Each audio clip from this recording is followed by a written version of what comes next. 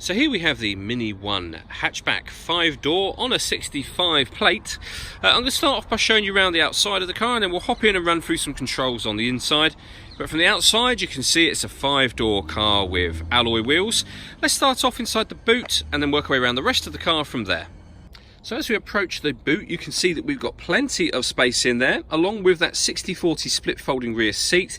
And then the boot space can be further increased by folding this tray section and then folding and storing it away behind the rear seats. And as you can see, that increases the space by quite a bit. Okay, so we're just going to work our way back round to the front of the car, and then we'll hop in and run through some controls on the inside. But now that we've done a full circle of it, you can see that it's in fantastic condition the whole way round. Just briefly before we climb in, I think it's well worth seeing the interior from this exterior point of view. There's plenty to run through on the dashboard, so let's hop in and we'll do that now. Okay, so now that we're inside the car, we're going to start with the dials. On the left-hand side, we have the rev counter. We have the speedometer in the middle, and on the far right-hand side, the fuel gauge. Also in the middle there, you can see the total miles for this car, which are 1,964.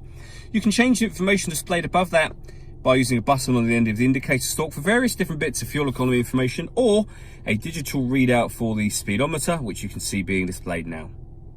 If we work our way over into the centre, we have the stereo for the car. So firstly, on the main menu, you can use this dial to operate everything you see up there. So with regards to the radio, first of all, this car's got DAB, FM and AM radio. You can see all three of them just there. To listen to your own music, you can go to the multimedia heading there. Nothing's connected at the moment, but you can connect up a USB and auxiliary device, as you can see on the screen. Also from there is where you will pair your phone so that you can make and receive phone calls. Working our way down, we have the dual zone climate control, so you can adjust the passenger temperature, the driver temperature, the fan speed up and down from here. You can then either turn the air conditioning on by pressing that button, or put it onto auto, and the car will now take control of the fan speed to maintain the temperatures that you've asked for. And you can override that simply by pressing the auto button again. So underneath that, we've got various buttons. So the heated rear screen, that button will send the air conditioning to the front screen.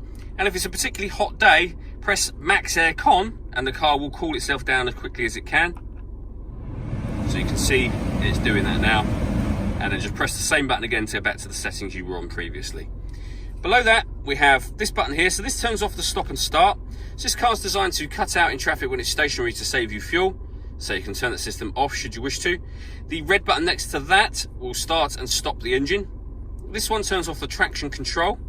Then underneath that, we have a 12-volt charging socket, the USB and auxiliary inputs, and a 6-speed manual gearbox. All that leaves for me to say is thank you for taking the time to watch this video. If you'd like to come and see the car in person and have a test drive, please feel free to call any of our MJA sites. We'd love to hear from you soon.